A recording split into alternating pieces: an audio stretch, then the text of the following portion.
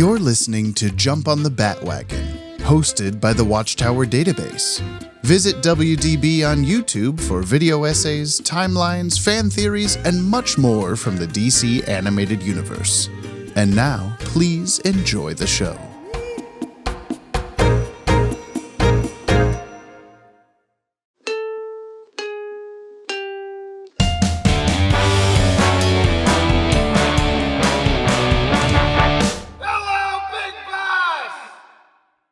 Trois, deux, un. I kind of hoped you would just psychically like just hope that yeah. We can psychically. Okay. Fuck. Probably good for you. That was exact for me. Exact. See, that was my psychic assumption of when you would do it a second later. So Yeah. it's fine. Well, Yeah. Here we are again. Sorry. here we are again on the Podcast. Watching the shows we watch and you don't watch, probably. Mostly Scott Steele doesn't watch the shows. He just listens to this. I'm honored. And my window is open. I hope the whole neighborhood's hearing me sing this. Here we go again. Is it hot as fuck there today? It was really hot earlier. It's fine now. We had all the door open at Video Horizons, the one door with the one fan. Like, that's the benefit of, not a lot of sun gets in there, but also not a lot of air gets in there. So it just kind of bakes all day. So I hate that. You got AC though, right? No, there's a heater, but not an air conditioner. So we make sure to turn the heater on full blast, and it doesn't help. We thought that the hot air would push it all the hot air. Turns out it's not how it works. What if you put a fan in the basement and blow all that cold air up, as well as all the nasty old musty smell? Breathe all that stuff. Yeah. That's what I'm saying. No, we're not going to do that. No. So, what we could do is a podcast. Okay. And I could do a podcast. This is the 204th episode of it. We've been doing this a long time. We're going to do this until we're dead, at least me. Brian's pumping his arms. He's so excited. I'm sorry if I sound lethargic. I'm full of food. I ate a lot of food right before this because I knew I wouldn't get to eat dinner at a normal dinner time, and I wasn't as hungry as I thought I was, and I ate too much food. It's not a good recipe. And now I'm thinking about food more because it's a recipe. I'm sorry. I'll try to forgive you. I might have to run outside and close some windows. He thinks the rain is going to rain in his sunroof. Well, it's just the lilac in the window here is almost hitting the window with the wind, and the sky is very overcast. That's suddenly. why they call it a window, because the wind hits it and you go, oh, I better go close my sunroof. You heard it here first, ladies and gentlemen. Wind, they say. We're figuring it out. I cut all that out where Brian and I messed with our volumes because you don't want to hear that. Pretty interesting minute of uninteresting content. No, it's what it is it me in editing later going, fuck yeah, I can cut this. And I have to listen to it in real time. You can cut most of it if you want. If you want, you can just cut the outro right episode. now. Yeah. It would be way better. We watched Batman Beyond. Brian probably liked it okay. Then he guessed the next episode wrong, and it's over. What do you want? What more do you want from us? What are you really here for, listener? We need to figure this out. Well, you're here because I'm James from the Watchtower Database. That's YouTube probably why channel. most people are here. A currently active YouTube channel full of stuff happening right at this time. And I'm here to show my good buddy Brian the entire DC animated and universe I'm Brian. from start to fair it is. From start to fair it is for the very first time in the controversial fair it is. That's like a Lord of the Rings character, I think. In the controversial Airdate order. So he may view these shows. See, Faradis. Faradis. You were my least favorite son, Faradis. I liked Boradis better.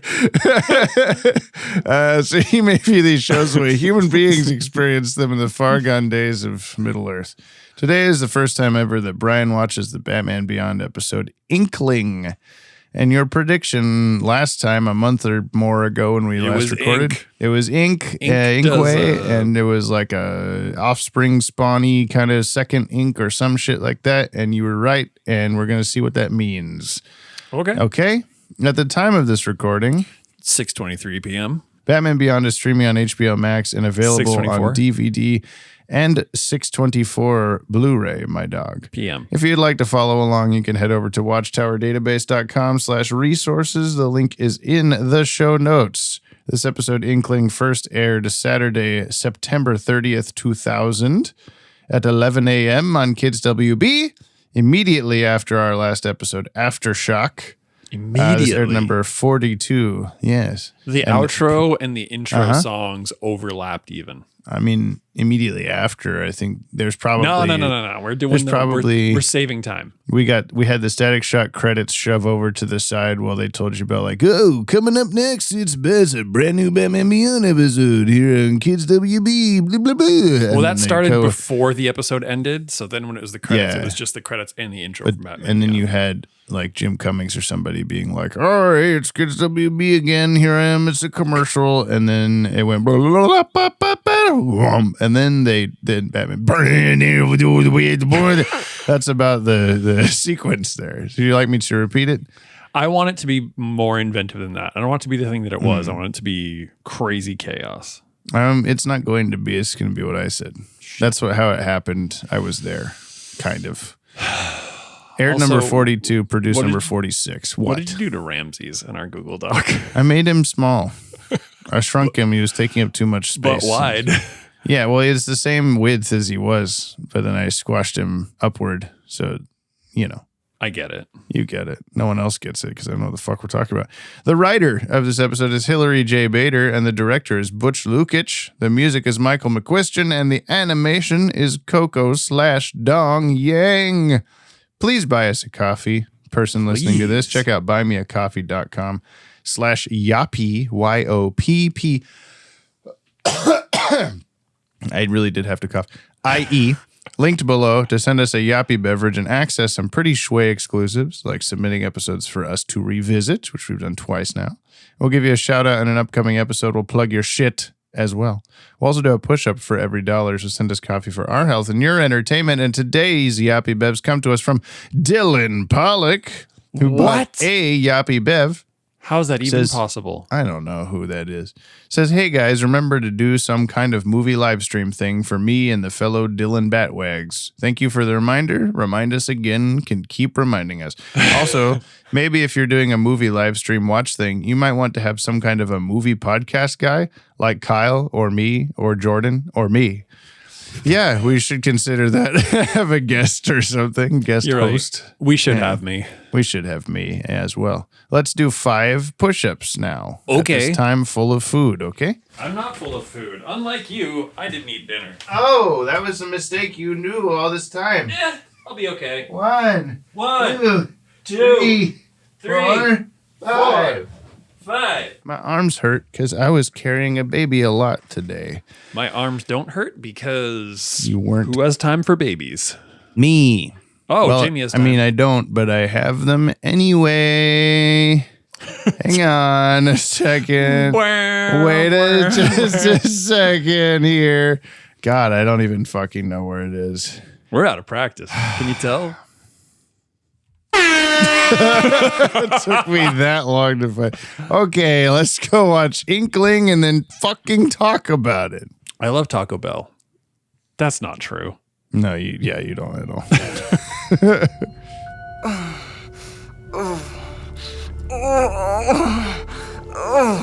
I'm back. Thought I'd pick something up for dinner.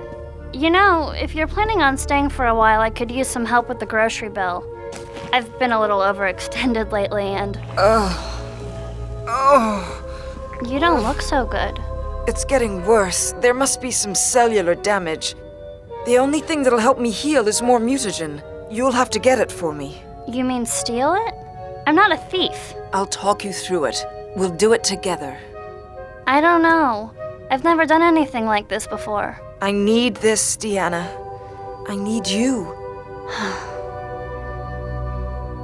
Okay. The lab is in the Montrose district. You'll have to drive there, though I wouldn't park too close. Maybe I should rent a car. Mine's kind of conspicuous. Smart girl. Thinking ahead. I'll transfer some creds into your account. Oh. It's all right. I'll do it for you, Mother. I just need the transfer codes and a PIN number. You know, that's the first time you've called me Mother. Batman Beyond will return after these messages. Batman Beyond now continues. Oh, see, for me, that was right. I was like, after like a second, I was like, oh, wait, we're doing the thing. And I guessed right from my perspective. Good job, brainy boy. Thank you. Hey, did you know that we just watched a Batman Beyond episode that was good? Yeah. Yeah. You would do little snaps afterward, which is Brian for, I liked that one. And I have a lot of thoughts on it too, but first you have to tell me what the fuck happened in it after this song from Cooney Phoenix. What? Synup, synup, if you're wondering. You heard me. Synup, synup, what you just watched. Synup, synup, take a listen to the synopsis. The short summary, which is sometimes kind of long. So Inque has come back in a big way, and she's working with a dude whose name I did not catch, but he's from Shimano Sure Industries. is a name. Yeah, Shimano. Mr. Winchell, Dr. Winchell, something like that. Mr. Anyway, Winkman. Mr. Vinkman, yes. So Winkman works at Shimano, and he's after power and money, and Inque is after, Why is I there guess, such just a loud truck money. outside? I don't hear it at all. I want it to be cold in here, but the world is against me. All right. Dr. Venkman from Ghostbusters is telling Inque. Yes. Do I do this one? No. Yeah, No. He wants, Winky Boy wants money, and Inque also wants money, and instead he's just going to do a thing, and he hits Inque with a particle breaker aparter gun, and she starts to break apart. And she goes to her daughter, which her daughter didn't know that she had a mom, and says, "Daughter, help! Daughter, help!" And we didn't know she had a daughter. Yeah, no. Neither did the writers until this episode.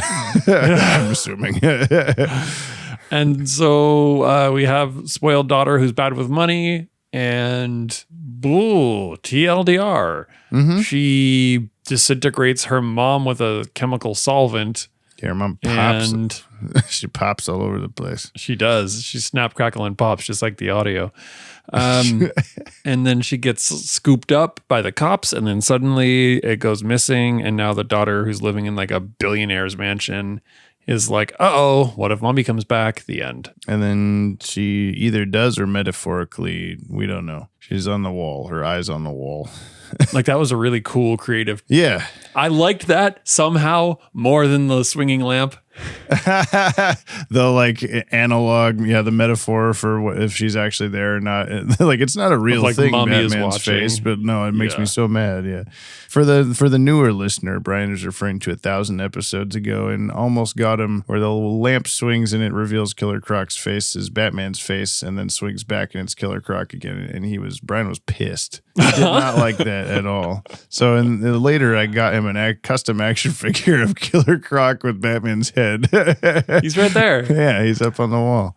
Well, what I have found is now it's at max capacity. So Yeah, everything true. you gift is going to have to put something in a box somewhere that I'm going to forget about. So do you really want me to forget about things? Yeah, I need it to be at rose capacity. Do you want me to forget about... Thank you. Do you want me to forget about... Do you want me to... Do you ever feel like Brian's walking away? He's still talking to me, but I can't hear what he say. Oh my God. Brett's so fucking big. Brian just showed me his penis and it's huge. He has like 3 feet tall. I think it's taller than that. Brian is, he pulled out his penis. 3 feet. What? 3 feet 2 inches. All right. Yeah. Honest to perfect. I just watched him measure it. It's a bat wing that he got me. Those of you in the Discord know this was just discovered at a church garage sale. What the fuck was it? The Art House Theater was doing a garage sale. Oh, yes. Okay. And that's where I got all those 35 millimeter film. Oh, yeah. Those are really cool. Trailers. And Alora was just like, hey, Bri, look. And I was like, oh, fuck. And like really put everything down and like took the picture. And I'm like, Jamie, now tell me. There's so many people in here. I don't want anybody to get it. You had texted me an image of it and then within like 30 seconds called me to be like, if you didn't see this now, just do it now. The problem was that I just bought myself like a bunch of shirts and a couple of DVDs and things like that I had to be like, I'm so sorry, Jessica, I bought stuff. And then you're like, look at this, Jamie. And I'm like, oh, fuck. And you're like, it's only $50. I'm like, yeah, but it's still $50. And then when I looked it up and saw it normally goes for like 140, 150 or higher. And I was like, oh, well, yeah, I guess, duh, I'll explain it later. And then you went up there and you're like, it's the last day of the sale, so everything's 50% off. So it was $25. I was like, oh my God. A lot of people in the Discord were actually like mad that I got that steal of a deal on that. So that's awesome. I'm very excited. I'm kind of surprised it hadn't been snatched up already. Yeah. I mean, maybe people don't know that it's usually so much more expensive or something. They're like, $50. What the fuck? I honestly wonder if it's because of the size. Could be, but it's not their problem. It's my problem. Because that's, as far as I can tell, like the height is the wing here. Mm-hmm. We're still talking. Well, we're still describing a physical object that no one can see. Yeah, I know. It's a box with a B-test Bat-Wing in it, and it's big. It's 3 feet 2 inches, in fact. Oh my lord, that's the cockpit. Brian's showing me his cockpit now. It's 3 feet 2 inches. That is fucking enormous, but that's also badass. Like, I don't know where you're gonna put it. Yeah, this is only 24 inches and change. Damn. But like I said, it's still like pretty much in the packaging. I mean, I assume it's basically like the same scale as like a human would be to an action figure equals Batwing to this Batwing. So yeah. And I'm thinking like, oh, do I somehow cram that into my butthole office, or do I hang it from the ceiling at Video Horizons? Because, either way. But then we'll lean more into someone left a 4-star review. Did I tell you about this or read this to you? That it was a good, like a nice review. It could have been 5, but it was 4. They took a star off because apparently all that we care about now is Star Wars, superheroes, and anime, and not classic cinema.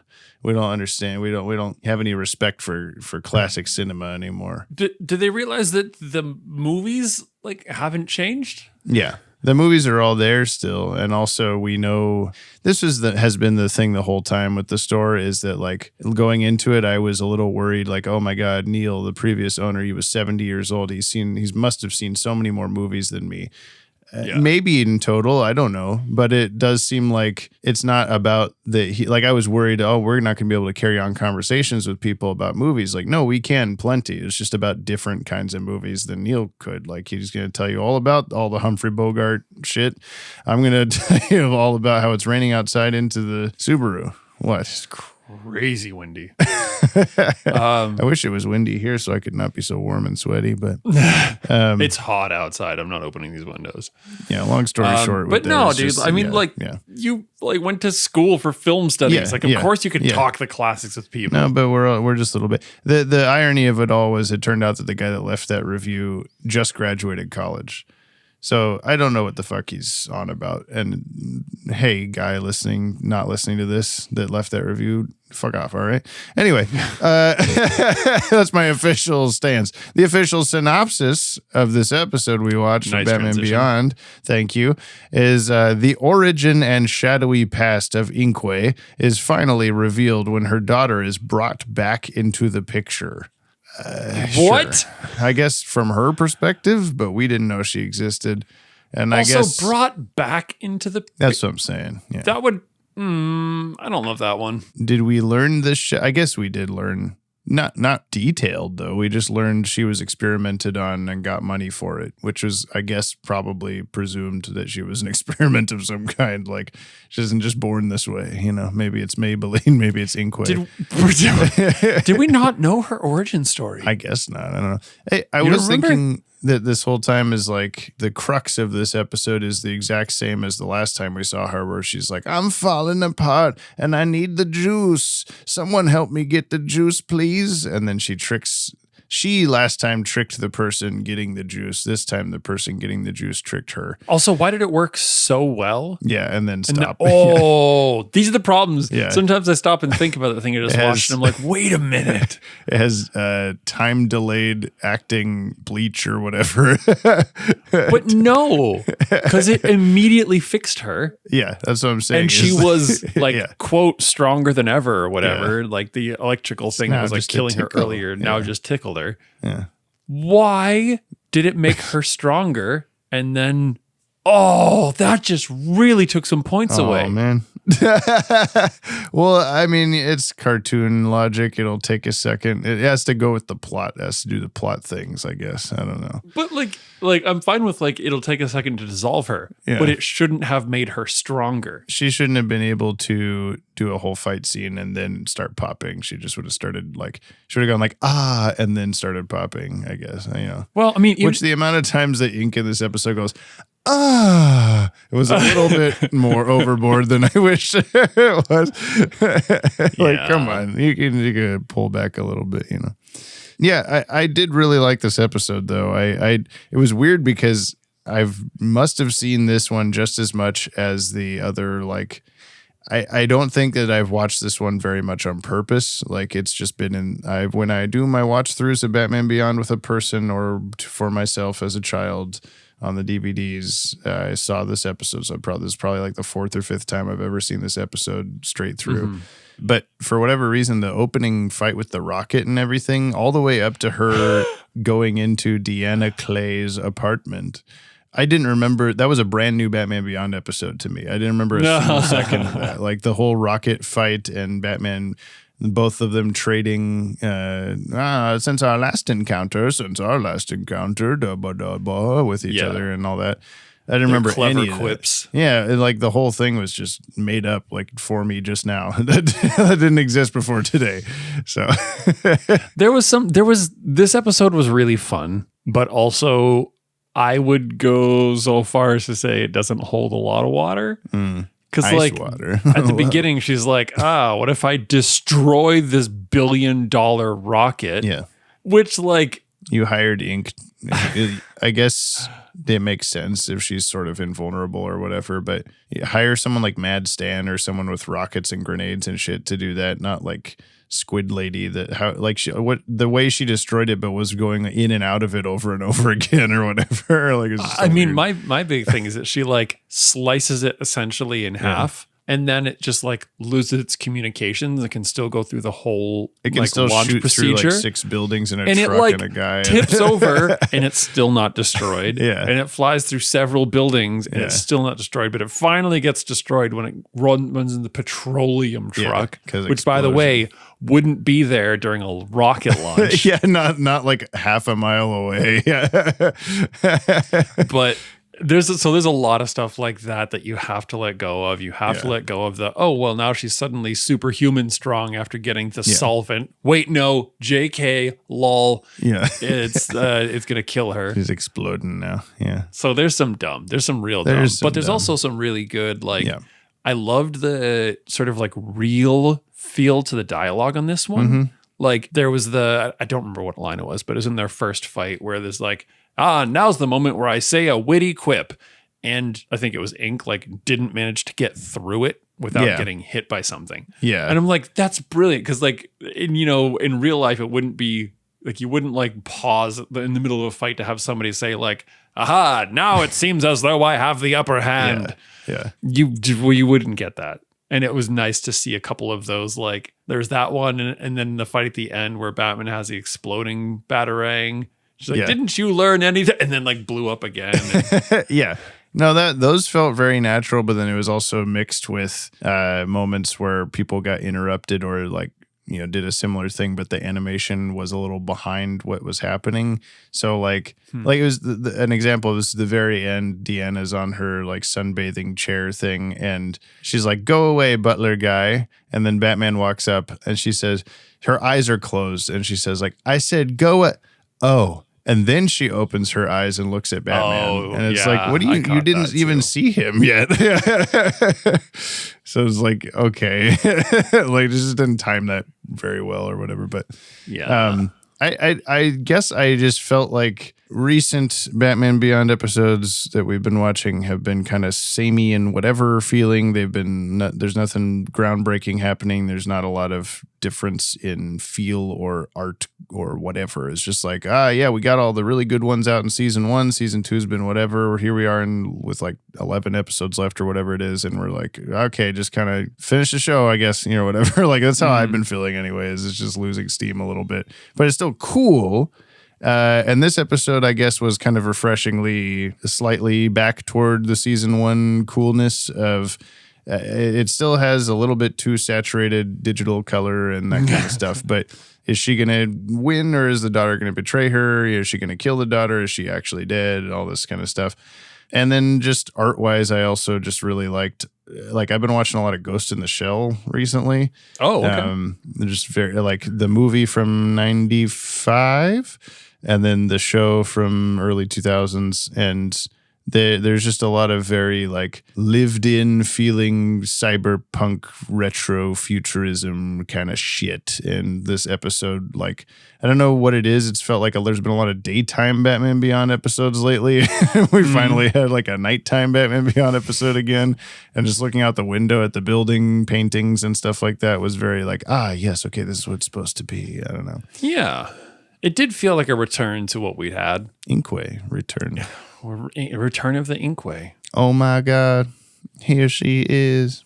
Forehead you don't girl. have any forehead girl. 8-head girl. You said, what did you say? I felt like put it on my credit card, put it on my 8-head or something like that. I don't know. The debt collector guy's last name was Debt or something. Or Yeah, Debt Helper. DETT. Yeah. Anyway. That was good stuff. Yeah, I don't know. Not that we need to like worry about her like physicality so much, but like it is an unavoidably big forehead. Yeah, it is true. Like it was like an inverted widow's peak. it was the what is an inverted? What is the opposite of a widow? A wife, a widower, a widower's peak. I don't know.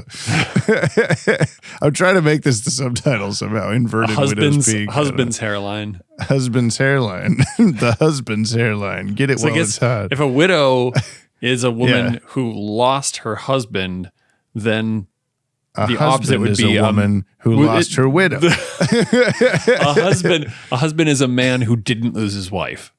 You see what I'm saying? So like it's gotta be a husband hairline. So. That's so true. Or is that the subtitle? A husband that didn't lose his wife. A husband is a man who didn't lose his wife, or whatever you phrased it is good. Just like so long, needlessly long phrase, but we've had longer. 3 feet 2 inches. Yeah, I don't know.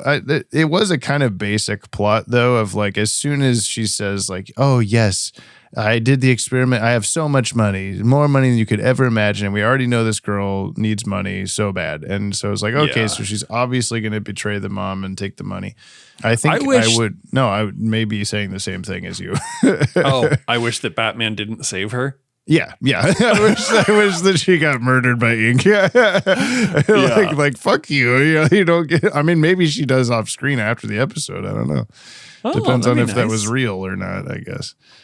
But yeah, I mean, I guess as far as Inque episodes go, I can't decide. Like, so we had the original Blackout episode where she's in the Batcave, and then we had Disappearing Inque in a goopy guy is helping her and loves her too much, and then she gets dead with rain. And then there's this episode. What's been your favorite Inque so far? The OG. Yeah. And this was like, it wasn't a bad episode, and like let's like take our hat off for the outro scene of this like spoiled, rotten, kind of terrible daughter. And yeah, you know what? She had a really good point of like you only raised me by giving me money, Mom. Like how do you expect me to turn out? Like that was like a banger of a line. So like she's not had an easy life, but also she's still a terrible person. And it's to see that like psychological torture of sitting in her like poolside and being like, oh no, is mom going to come back and get me? It's very similar to the end of the first Riddler episode where the guy that stole all his game ideas, like his boss that fires him, is like, oh, like under his sheets with a shotgun, like, when's the Riddler going to come kill me? Kind of thing. It turns out what he actually needed to fear was his redesign. Yeah. Oh, I hope the Riddler doesn't lose all his hair and look like a Clockwork Orange guy. Clockwork Green ? There's a subtitle. No, I'm just kidding. That'd be a pretty good subtitle. I think I do agree that the first Inque episode is the better of any of them. I just feel like the first episode that any spooky Batman Beyond villain is introduced is the strongest, probably, because you're like, whoa, what a cool like design and power set and story about like what he's doing.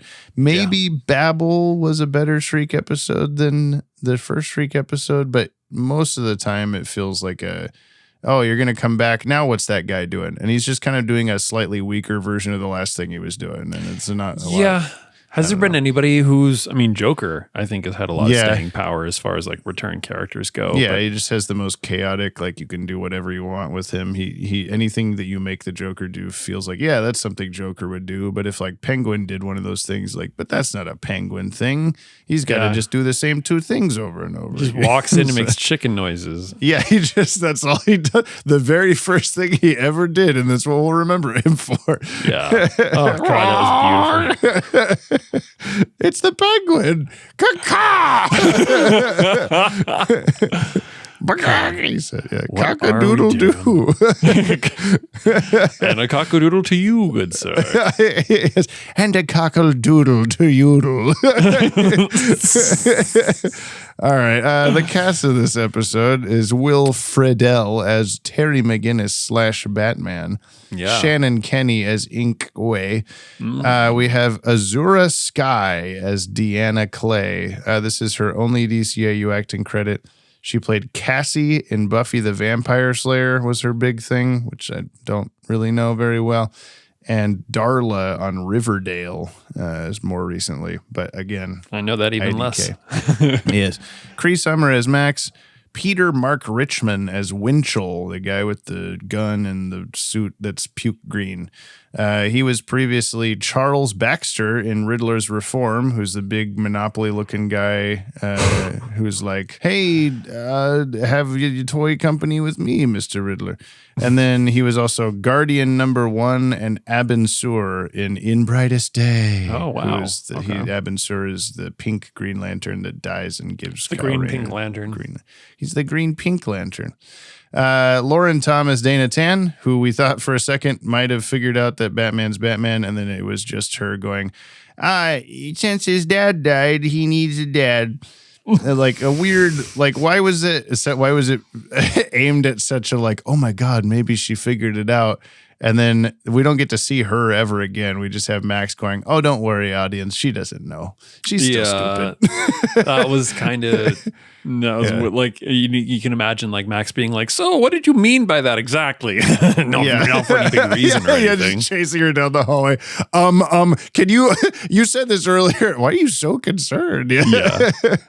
Which you had like a weird facial reaction when she was saying that too, and when Terry was like, maybe he's not so wrong or whatever about, I don't know. You just seemed to be like off put by him being like, maybe I should look up to Bruce Wayne, who never loved anybody and wound up alone. And maybe I don't know. Maybe I was just like, ugh, dads, right?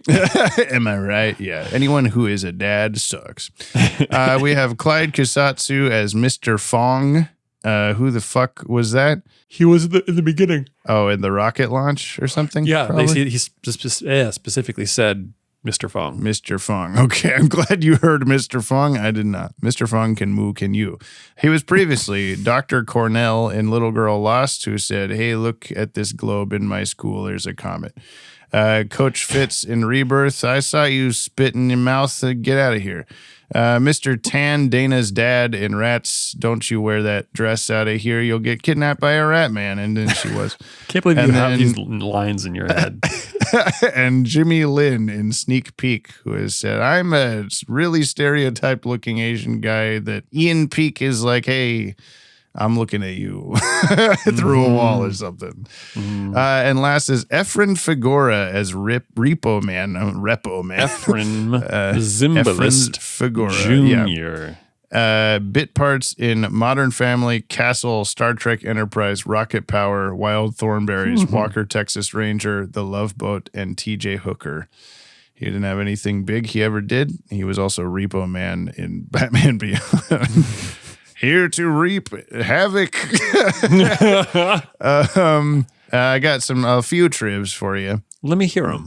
The Repo Man swipes Deanna's credit cards with the plastic part of the card down instead of the black magnetic strip. Bugged me every fucking time. Yes. Did the animators not have a credit card? Yeah, because you're just facing it the wrong way. Yeah. I don't know. When Deanna gives the Repo Man her last card, its magnetic strip disappears and reappears between shots. Deanna tells Batman he's blocking her son when he flies off. He flies past the moon. Did not notice that. Also, he definitely wasn't blocking her son at all. He was staying like to the side of her. Yeah. Shimano's plan is very similar to Cameron Kaiser's plan in Batman the Animated Series episode Joker's Wild, which was the like insurance scheme. I'll just destroy my own thing. But it happens. A bunch of stuff. Yeah. Also, what did you have? You had some Shimano commentary, and I don't remember what it was. Shimano is a bike part company. Oh, okay. They mostly they're like mostly known for like derailers and shifters. Rockets. And rockets. And guns that you can rocket on your bicycle. Whoa, shredding rocket power. The last thing I have is the credit counselor's phone number on the business card given to Deanna, which we see for like a millisecond, is 111-555-0199. 0199 is likely a reference to the month and year Batman Beyond debuted, January 1999. I love when they do that. That's cool if true. Yeah. I also noticed a reused explosion that is not mentioned here, DCAU Wiki. It is when the rocket falls on its side and shoots it through a building, and it's a reused explosion from a rocket falling on its side and flying through a building, and then a rocket on its side, and then a rocket falling on its side and flying through a different building. They just keep reusing the same shot over and over again. Let's talk about the Keen effects in this episode. I got a few. What do you got? My favorite is when she is dying at the very end. When ink is solventing away. It is like skull probably the best body horror this series, the DCAU has had to this point. Maybe, yeah. I think the Clayface like swirling around, turning into different goopy guys in the first Clayface is probably the only better thing. Yeah, but this was like, it's also creepier. It was so good and creepy, dude. I loved her face like crackling away first, and then when she's melting, she's like skull face, teeth dissolving, even all the pops with the gas coming out was like, oh god, ow, really good. That was really somebody was just like, hold my beer, I'm gonna do this. Hold my sake. I got they don't have beer in Japan, Korea. Hold my credit card upside down. I got this. Yes. I liked Batman Beyond's electricity hands, which he has never had, and I don't think ever has again. And he also did like arc. Yeah, he did like a Kamehameha arc thing. Yeah, he like put his hands together and pulled them apart in a cool way. That was neat. It was keen. I also just really, like I said, I liked the atmosphere of all the cityscape stuff in this episode. First time in a while where it looked like a proper like anime Batman Beyond thing. Yeah, it's just good shit in general. Art wasn't bad. Big foreheads, whatever. There are some big foreheads. There's some big foreheads, questionably. Ink also has a bit of a big forehead. Whereas Clayface, it's her, it's the lady, it's the girl with the big forehead. It's just the forehead of Deanna Clay. It's Deanna Clayface's forehead. Sorry, Deanna Clay. Maybe you're dead, so it doesn't matter. Kill your daughter. It's just her. Yeah, she's gonna clay over your daughter. Okay, it's time for Batman's usefulness. What did Batman do? Did he get a 10 or only a 2? I really gotta know, tell me now. What is Batman's usefulness? Now. He wasn't very useful. No, he really wasn't. He didn't do too much. I mean, he tried to stop her and failed, and then he was gonna like be defeated at the end before she started popping. So Yeah. I guess she defeated Inque. And then he walked up to her and said, "Hey, maybe you should think about what you did," and then flies away. I know. He's like, hey, what if I give you some kind of condition? All right, bye. You know, you should really be careful about sunbathing in the moonlight. It's extra cancerous when you do it this way. Yeah, I don't think. Also, who needs sunglasses in the moonlight? That's true. She's just a weirdo. I think I'll give him a 2. Yeah. Because he didn't die.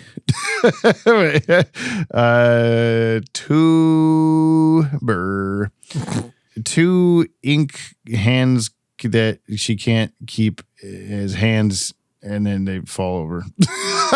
Out of 10. You know what I'm talking about? She's trying to type on the laptop, and she goes, "Oh, I can't." Yeah, okay. Yeah. Look, yeah, she had hands like the whole episode, man. Yeah. What are you talking about? I'm gonna see your 2. Meet you there. A little bit of a handshake that we both go to reach out, and then our arms like, ugh. With our 2 hands. With our 2 hands. I'm going to give it 2 rockets falling over and punching through at least 2 buildings. 2 different buildings that the rocket flies through, yeah. 2, the least keen effect in the episode was actually when she injects this shit into her arm, and it just does like a circle mask outward from that, like no ripple to it, no cool keen thing at all. Out of 10. There's probably less keen things, but yeah, I got you. From the Movies to Watch Before You Die podcast, it's Sauce of the Week with Dylan Pollock. Coming up next, it's another guest appearance from our favorite visiting superhero. Dylan, you son of a bitch. What is that music? Is that music in the commercial? It's just the voice and music are from the same. It's like a Space Ghost commercial or something like that. I don't know. Huh. Okay. It was some Cartoon Network thing or some shit. Here's Dylan's shit. Okay, shit. It's time for the week from Dylan Pollock on Inqueling, or just a little Clayby. Get it? Claybaby? Anyway, Ink wraps fully around Batman's head, giving him essentially a clay facial.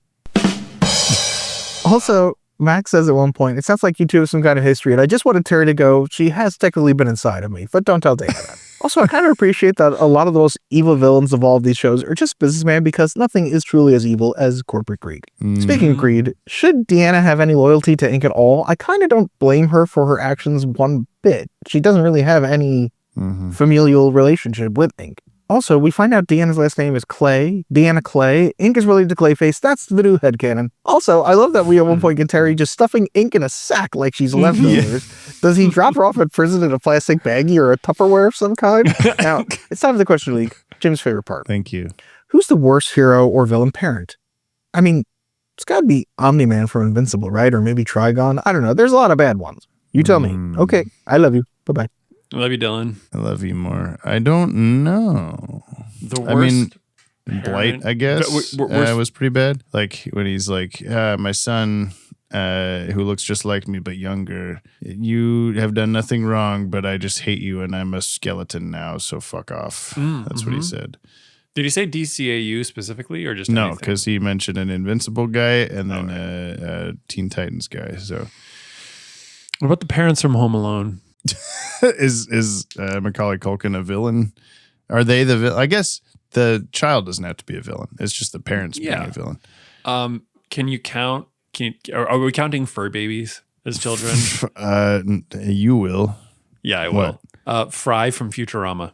Oh, that wasn't his dog though, was it? Basically, yeah. Was that the dog in the famous dog in Futurama that waits and waits? That was Fry's dog? I mean, he was waiting for Fry. Was he though? I really don't remember. Yeah. Okay. I for some reason thought it was some other person, but that makes a lot more sense. Oh, speaking of things that hurt your soul, how about fucking what's his name from Full Metal Alchemist? Oh yeah. Oh yeah. Shao Tucker takes the cake. Yeah. There's no. I'm done Googling. I don't have to look anything else up now. Yeah. Yeah. Who the? That's the answer. Just the guy from Full Metal Alchemist. Yeah. Yeah. Yeah. I'm not gonna explain it. Go watch the show. Yep. Yeah. Was this episode Books or hip hop? Books or Edward? It is a hip hop to me. It was a movie to me. It was a hip hop to me. Still makes also no sense to hip-hop. anybody. Okay, cool. Yeah. Are you putting this on your Batman Beyond top 10? Oh, Jamie, let's look at this list. It's been a while since we've one platform to connect. Zoom. Find out what's possible when work connects. Wait, what happened here? This was weird. What? I was like, for some reason, both of us have 12 on our top 10s for Batman Beyond, but then it had just numbered them 3 through 12. It took it from weirdly. Static Shock somehow. I guess it did. Yeah. I just fixed it. So we both have Splicers at 10, and I don't know that we won't forever. Fuck. I mean, there's a couple things that come to mind that might take it off the list, but Splicers. this It's is a always hard one. Splicers. Yeah. This one,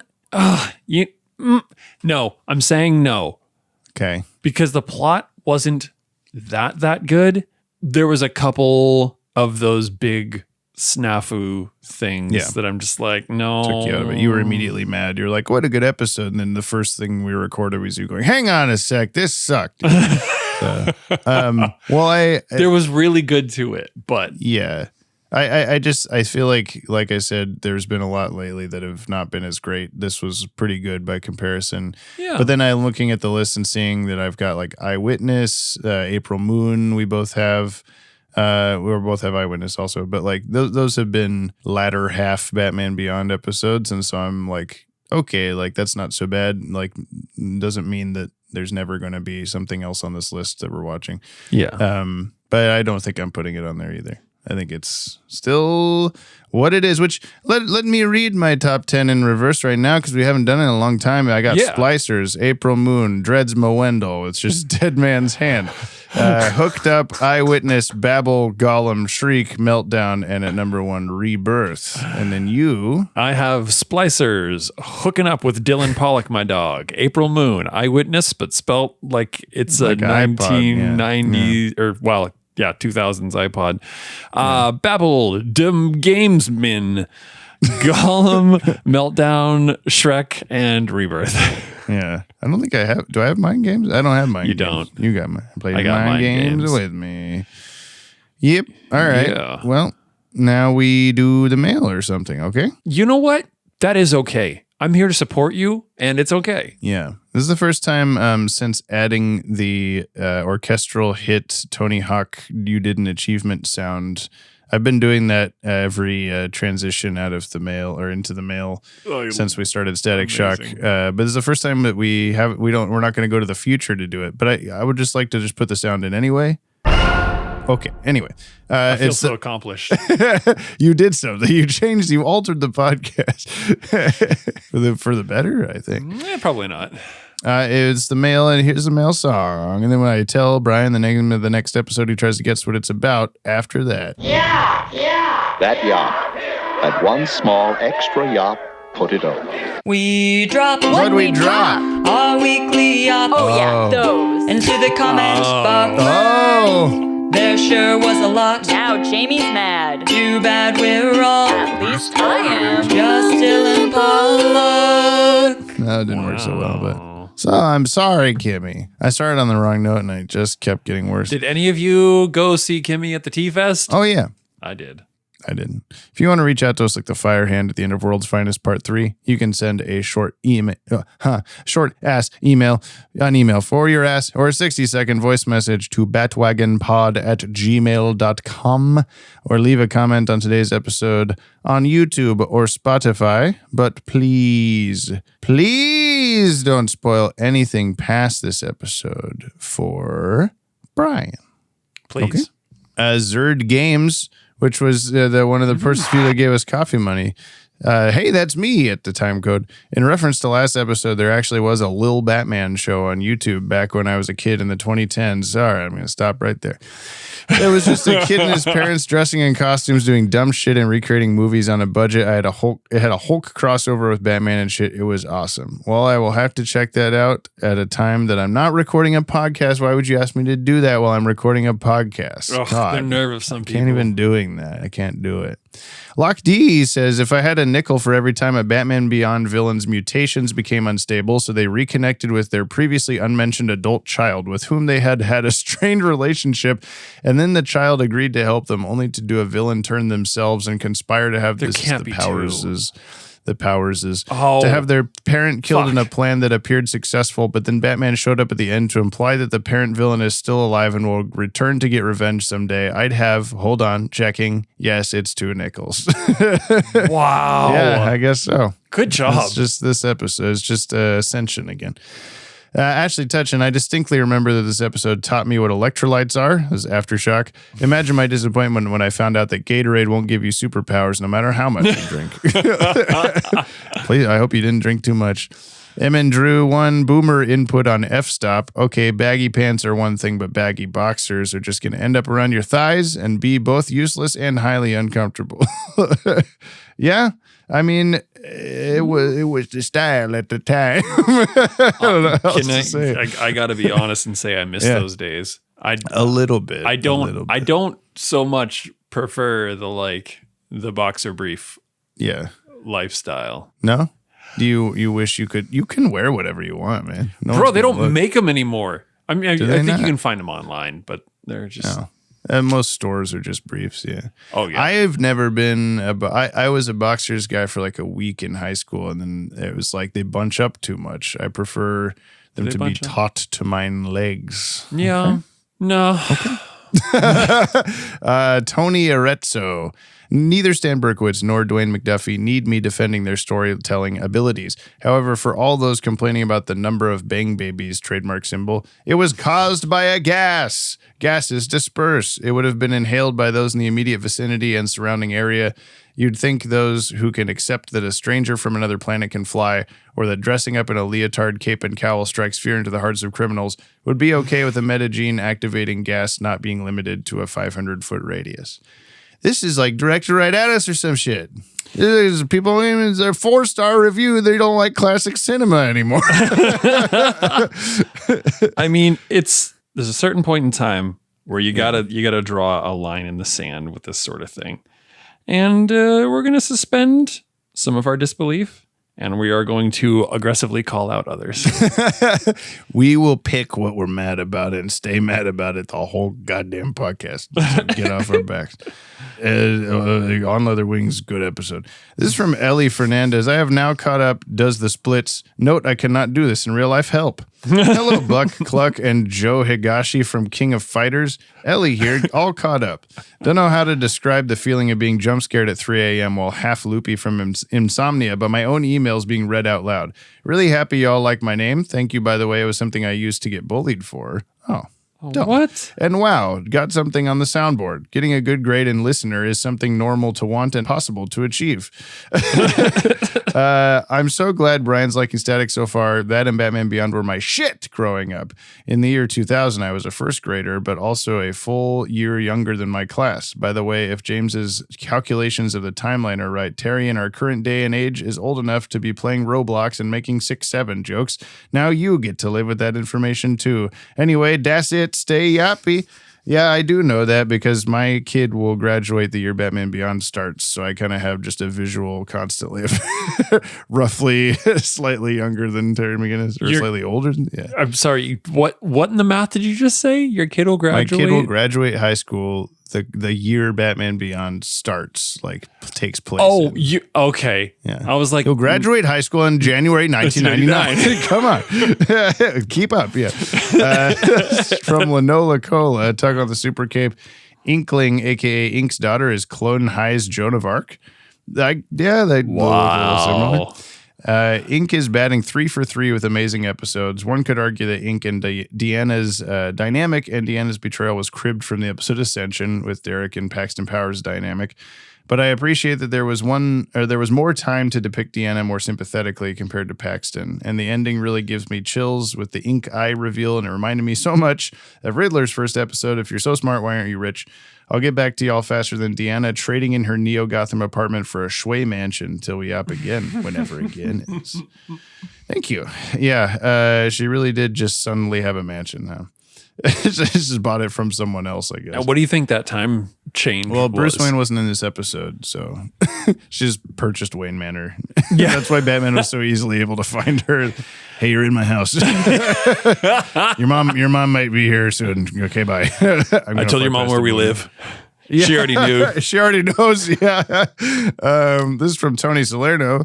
Hello, jeggings and bell bottoms. This is a short message. I just wanted to comment on Brian's query of most phallic thing in the DCAU. 2 words: Roxy Rocket. I don't know if that's how you spell it. That is all. Fuck. Yeah, definitely. Yep. Yep. Going through the tunnel and all that. Goddamn. This is from Baggy the Bloke. Hi, James Graham and Brian Conrad. Here's my coming out as a math autist to tell Brian that the numbering system we all use is base 10, since we write numbers with 10 digits 0 through 9. Using base 8 would mean we would go 0, 1, 2, 3, 4, 5, 6, 7, 10, 11, 12, 13, 14, 15, 16, 17, 20, and therefore will not solve our problem of 6 and 7 being used in sequence. Brian's confusion on whether imperial measurements makes us use base 12 is because the system is based around 12 and will be more intuitive in the base 12 system. In fact, several mathematicians debate on how base 12 would be superior to use, since 12 has more factors than 10, making division and other calculations easier. Thanks, Yoppie dudes. Wait, now I need you to count me out base 12. I'm not going to do that. I don't know how. I can't do it. I don't know you can't do any of this. I just read the comments. Don't ask me questions. Thank you for being mathy for me. Anytime you want to come and do math, just like hang out with me and just do math whenever math shows up in my life. That'd be great. Yeah, Brian needs like a little bell he can ring. Math boy! Baggy? It's a little baggy like Batman Beyond. I did say that. I forgot Dylan had mentioned that. He's just putting her in a garbage bag. Putting her in a garbage bag. He brought like highly sophisticated like taser hands, and then he just has a garbage bag to stuff her in. Look, sometimes you don't need to overcomplicate it. You can just, a garbage bag's a garbage hate bag. somebody for the amount of gas that they impact others with, or whatever. You don't got to get too deep. I don't know what you mean at all. What? The popping ink? No, I was doing a callback to previous comment and Static Shock and gas people. And don't worry about it. I got it. I think I meant like farts and stuff. This is from Eric LeBeau. Inkling, or what the fuck else does Bruce need to learn from those damn Tibetan monks at age 80 or whatever? I had a question. I had a question. Is it presumable that he was visiting his old, like, fucking, I don't know, is sensei the word? What? Oh, Bruce. Did they say where he was? They said he went to some Asian Japan, I thought. Oh, okay. Right? I didn't hear that at all. I just noticed he wasn't there at a certain point, but I didn't hear them say Yeah, it. no, they said he went somewhere, and I think I said like, oh, is he going to visit what's his name? Okay. That's what you meant when you said that, and it makes more sense now. Now I need to remember where. Anyway, everyone starts to question every Watchtower Database video's logic as soon as James goes, "What he said where he was." I didn't hear that. So it must not be important. You can't win them all. Where's Nightwing? Is what I always ask. This is here's a voice message. Okay. Yeah, Croc, I don't know if there's really much I can say alone on this episode. So, I figured I'd ask someone who's both Rye and hip to help out, Ryan Hip. And I'm Ryan. So, how would you rate this episode, Ryan? All right.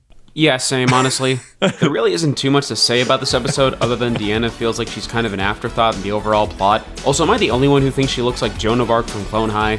We're supposed to just believe that Ink handed off her baby and a routing number to some random couple with a note that said something like, "Have fun raising my basket," and hoped for the best. That ending to anyone else feels similar to the ending of If You're So Smart, Why Aren't You Rich? With Deanna in fear of her mom. Yes. Honestly, it made me think it would have been better if Terry had said something over that last scene like, "I think she'll have to be careful from here on out. After all, she proved it herself. Ink's thicker than blood." Until next time, Bat-Wags, keep calm and yop on. So, Ryan, Croc, want to go watch Clone High? All right. I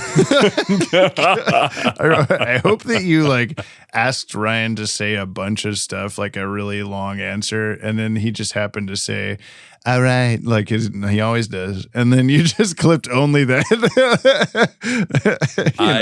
Waste his time. I don't want to know how the sausage was made. I'm just happy that it's there. That's true. I just like the sausage, I do know.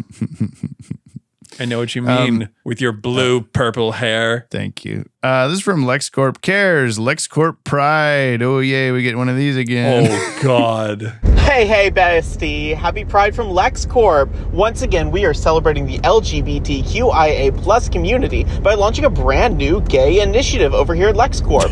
Today, this year, or this month, why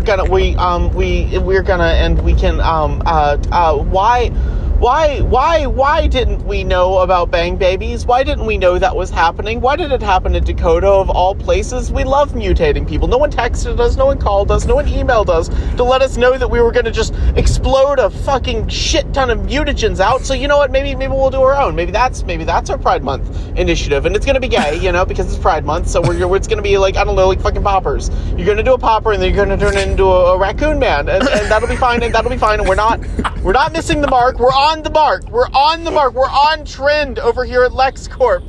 We're on trend. We're relevant. Why didn't they call us? Why didn't they fucking text us? It should have been us. It should have been us making Bang Babies. They would have been trying to kill Superman by now. God damn it. It should have been us. Why? I love the in universe, he's driving a car while sending this, he's running errands for Lex or something. Yeah, I'm sure that's what he's best doing. Lex. Yeah. Also, have you noticed that this year, I know it's a thing that we've picked on for years now, of like Pepsi being like, yeah, I'm gay now. Everyone's gay. Yeah. We're gay. Have you noticed that not a single company's doing that? I did kind of I've not been on social media as much as I usual lately. Trying to on purpose, but I didn't think about that. I had it on my mind, waiting to see all the avatar updates and logo changes and all this stuff. And I haven't seen a lot of that. So yeah, maybe everyone finally realized hey, just do it all the time or whatever, Yeah. I don't know. We're just always gay and that's okay. This is the return of Inque from Kyle. Hey guys, driving to work and didn't want to miss mail. Errands for Lex Inqueling Luthor. is a really great episode because we get more Inque. I think after this, she is the best villain of Batman Beyond. Obviously, there's some more iconic ones, Blight, but he's only in the first season. She is the one villain who has been through every season of the show, and I just unequivocally love her. It shows to me what the writers could do when they take inspiration from other Batman villains and created somebody truly iconic within the show. But that's not really what I wanted to know. Brian is obviously watching this for the very first time. It's true. And we get to see that she actually has a daughter and there's a familial relationship.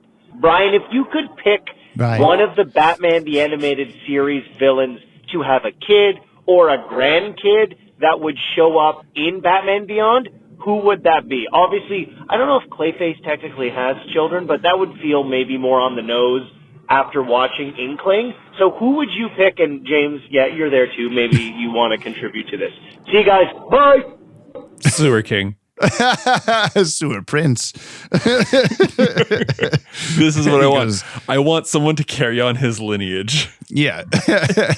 And then, Bruce sees him running around. And, oh, God damn it. Do the same thing. I would want that. Sewer King, how did you even get a date? Yeah, it's the crocodiles. I would just want that from any of the D level, boss biguses and that kind of thing, where they show up in such a grand fashion to be like, behold, I am the grandson of fucking Condiment King or whatever, and everyone's like, huh? What are you talking about?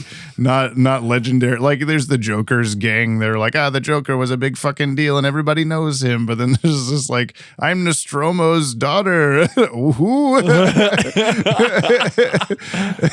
I mean, fuck! I knew I shouldn't have wasted my entire life for this. It's not a funny comment, but can you imagine what would have happened if Joker became a father? Like, what if would he have Sirius up? Would he like, come on, you're my minion, let's do all the stuff that I do? Like, which way would he gone? Yeah, or like if he ever had a kid like pre-Joker or something when he was in the mob or whatever, like if he just left similar to Inque or something, be like, have fun raising my bastard. But like, I'm also thinking of there was a Two-Face comic where he has a daughter, and I don't remember what the fuck happened with that. Someone will comment and tell me about it next time or whatever. She had 3 faces. Yeah, she had so many faces, I can't even remember. It was just so overwhelming.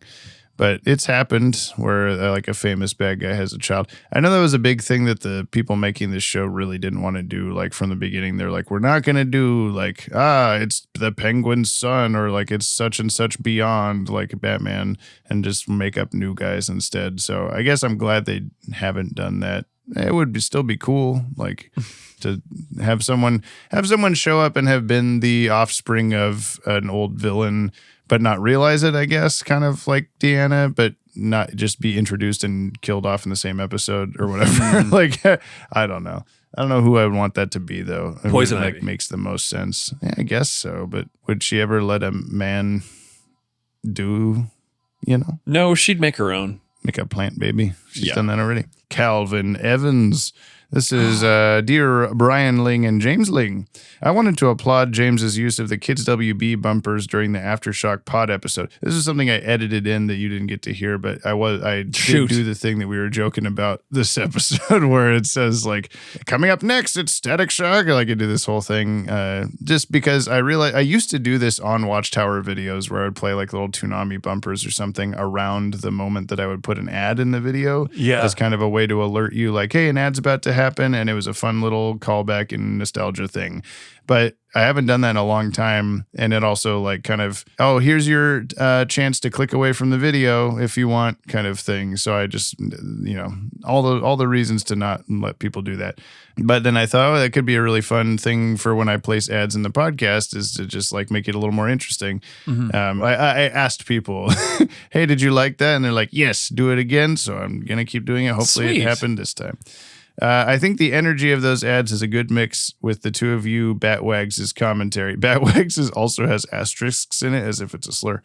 However, the combo of those bumpers going back to Beyond this week and hearing a certain song at a restaurant this week did make me realize that I think we as a community failed to note that during Batman Beyond Season 2, the Kids WB during that February of 2000 was also home to a bizarre programming event called the Kids WB Snow Jam. A bunch of new episodes for shows premiered, including Beyond, all hosted by musician Lou Bega, famous for Mambo Number 5 and ... Mambo Number 5. Here's the main bumper played as well as the Batman Beyond specific one, both of which have 2000's kids' favorite artist, ? Lou Bega, was shooting Mambo parody lyrics off with seemingly little rehearsal. I'll just play the Batman Beyond one because it's like 30 seconds. And now, more from Lou Bega on the Kids WB Snow Jam. He's got a cool plane, but drives like he's insane. What's going through his brain? Here he goes again. Yeah! Mama, hey. People want to get out of his way. Speed laws he doesn't obey. Full speed accelerate. Mama, hey. Bruce Wayne's gonna make him pay. Batman, he say. I'm late for my date. Stay tuned for more of the Kids WB Snow Jam. But first, it's an all-new Batman Beyond next on Kids WB. Wow. So bad. I need a taste of the other one. the main thing. Well, it's like Lou Bega, like the little rehearsal thing. Okay, yeah, I do remember this one. 1, 2, 3, 4, 5. Starting right now, see Lou Bega live on the Kids WB Snow Jam with brand new shows all morning, including 3 new Pokemon. Little bit of Batman dropping in, a little bit of MIB shedding skin, a little bit of Sharina's what I like. A little bit of Pikachu on the mic. It's all new and all Lou Bega, starting right now on the Kids WB Snow Jam. Wow, dude. Why did they do this? Why did they make him do this? He's like clearly not mixed at all. Like they just recorded live his real time. Like, I'm barely keeping up with this shit. Oh yeah, and then just put the beat from the song in the background. Oh, God. I can't believe they made him karaoke his own music. Yeah, with lyrics that have too many syllables. Yeah, some of those you're like, I gotta go say the same thing. Yeah, he's like trying to keep up. Like trying to speed up and say that's fucking. I feel like it's also like did his team come to Kids WB or vice versa? Like I can't imagine how that happened. Also, why? Yeah, who knows? Hey, Lou Bega, you like Batman? All right, next Watchtower video, we're looking into the history of how is Lou Bega still alive? I hope so. Interview him for the video. What the fuck? Germans? He's German? What? What? No, what? I mean, he could have like German citizenship, sure, but okay, yeah, I guess so. Yeah, he's 51. Germans, Wikipedia, love their German mambos. Singer David. His middle name is Lubega. David Lubega Balametzi. He's Italian. All right. Yeah. Is a German singer. Who does Latino music. Yeah. Or at least song. Born in Germany. I guess that's why. But, you know. Yeah, what about his parents? Where are his parents from? I don't know. Italian mother, Ugandan father. What the fuck, Lou? Okay. Who are you? Everybody. I thought we knew you. I thought we knew Lou, but we didn't. Who knew Lou? Not who. This is Mark Aquino last first. Inkling or Happy Belated Mother's Day. Maybe it's time to give up on the idea of Bizarro Mark and Scarface ever coming back. What happened to them, you ask? Well, James never read the comments for the bonus episode. I didn't. Before the 200 Big One episode, so I'll just recycle most of what I wrote. Okay, thank you. So we flew back down to Earth to the place we didn't expect to find an answer to where Danny is, the lair of the Sewer King. It turns out in the time since we last saw him, he became Earth's ambassador to the planet Apocalypse. He kind of looks like an Apocalypse guy. He's got the robes and stuff. Yeah. He revealed to us that he was the one who made it so that they found Danny and took her in as his own. His sewer kids kept intel on her, and he relayed the info to Darkseid. I'm so sorry my babies are screaming so much. Holy shit. Once her powers started developing, Darkseid hired Lobo to bring her back to Apocalypse so that she could replace Calabac as his main soldier. That honestly tracks considering how much of a screw-up Calabac is. Learning all of this, Scarface then snapped and lunged at the Sewer King. There was a tussle, friends, and I mean a mean old tussle with Killer Croc, Bizarro Mark, and Scarface against the King. 3 against 1, swinging punches and kicks in the deep, dank tunnels under Gotham. Sewer King used weaponry from Apocalypse on them, fiery whips, bazooka-like things that shot out big purple ray beams, stuff beyond human comprehension. That's when Croc used his own secret weapon, a big rock, surprisingly effective. Bizarro Mark then grabbed Sewer King by his throat and demanded he tell him where Danny is now. He had no choice but to give them a device that activated a boom tube. Croc and I elected to stay behind and let Bizarro Mark and Scarface go to Apocalypse and confront Darkseid. They told me that if they don't make it back, I must carry on without them. And yet, I don't know if I can. I miss them. I can't believe I'm saying this, but I miss their headache-inducing shenanigans, the silliness. Oh, wait, I forgot to talk about Inkling. Meh, it was fine, I guess. Ink's a deadbeat mom, not much to say about it, really. Oh, well. Boss Biggest Bear Hugs to the #1 podcast host in this here multiverse of ours. James, Unlimited Power, Strecker, and Brian, Unlimited Breadsticks, Praise our Lord and Savior, Dylan Pollock. Keep up the great work on your own podcast, and remember to tell Gab that she can hold a microphone however she damn well pleases, no matter what some people would say, and that she rules. Yeah, good point, good point. Likewise to all of his loyal disciples, all the names, all the awesome sauce listeners of this Yoppie community of ours, you're all the absolute best. Don't you ever forget that. I'll never know what happened once they got to Apocalypse. I don't know whether or not if they got Danny back, if they lost, if Darkseid defeated them just to get back at Brian for not giving a fuck about him. Tears start streaming down. Things just won't be the same without Bizarro, Mark, and Scarface. Till next week, futuristic smoke bomb. They sure won't. Good riddance. Fuck. Wow. Really? Yeah. Oh, I hope Darkseid murdered them. Wow, Jamie. Honestly. Wow. I know. All I know is I that's want just to how go I feel have about it. unlimited breadsticks with Mark now. I do. Yeah, that sounds good. Even I'm not hungry anymore. Or I'm hungry now. You know what I'm saying? I'm still hungry. I'm not full anymore. Okay. The mail's over, huh? I will be on the East Coast next spring. You should also be there, Jamie. Next spring? Yeah, next Why? April. I'm going for a wedding, but sounds like April moon. Sounds like a good excuse to do like a live podcast episode and have unlimited breadsticks. That would be good. Yeah, actually. Yeah, we can time it. Let me think about breadsticks. I will think about breadsticks always, as I am right now and always am. There's only 10 episodes of Batman Beyond left, Brian. The next episode, though, is a Static Shock episode. It's called The Breed. Sticks. Are there unlimited breed sticks? Yeah, unlimited breed sticks. What's this one about, boy? I'm going to guess it's just a different, maybe animal type boom baby. Bang baby. No, I want to do a boom baby. I want to do an Emperor's New Groove callback. Yeah, I think there is an animal guy in this one. It's not only him, but there is a guy. I think there's a guy that's like totally an animal. Wow. And you'll see him, and then you'll be like, that's what James And I'll be like, who's that Pokemon? It's Lou Bega. That's the show, everybody. A little bit of breed sticks in my mouth. Oh, God. No, Jamie, that's something different. Oh, yeah. Whoops. We didn't talk much about the music in this one because we didn't have a Jordan thing, but I did really quickly want to mention that I really liked the kind of weird sounds that Michael McQuistion does in his episodes. And I don't know what instrument that is, but it's creepy and cool, and I haven't heard it in a while. Okay. That's the show, everybody. Thank you to everyone listening to the description for their musical themes and helping making this podcast as yappy as it can be. Go check out their stuff. And thank you, of course, to you, the listener, for listening. I'm so sweaty. I would like to leave now. I give you permission. Thank you. Listener, you can also leave. Here's the sound of me leaving. He just floated away. Plot device, he said. You know what we haven't done in a fucking long time? What? Welcome back to Jump on the Bat-Wagon. The delay in this makes it impossible. Okay, let's just remember what it was. Yeah. And we'll just do our regular timing. Wagon. Yeah. Okay. Okay. Here we go. 3, 2, 1. Jump on the wagon. Wait. Jump on the wagon. I thought you were going to say the whole thing and it threw me off. Jump. I say jump the. No, did I say on?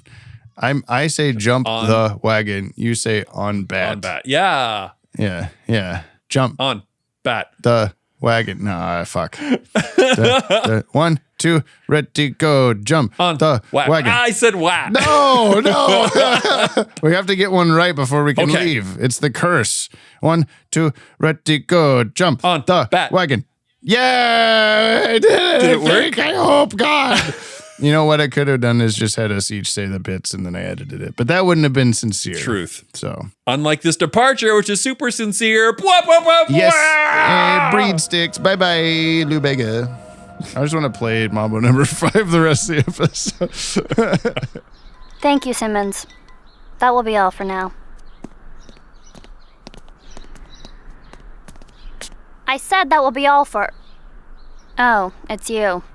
You're a bigger pest than the cops. They'll get you soon enough. You're blocking my son. What do you want? When ink dissolved away, the police collected her residue. Now that seems to have mysteriously disappeared.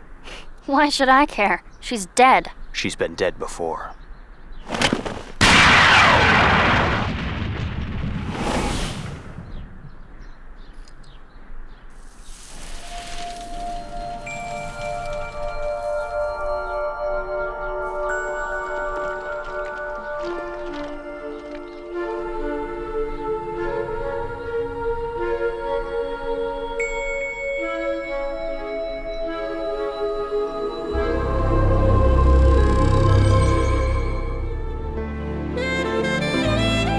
Jump on the Bat-Wagon is hosted and edited by yours truly, James Strecker, and co-hosted by yours Briley, Brian Maneely.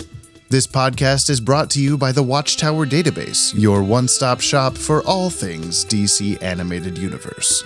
To send us a Yoppie beverage, nab some sick show merch, or support us on Patreon, you can visit the links in today's show notes. And thank you very much. Please leave us a 5-star review on your app of choice and follow us wherever you listen to never miss a new show. and we'll see you next episode. Same PP time, same poo-poo channel.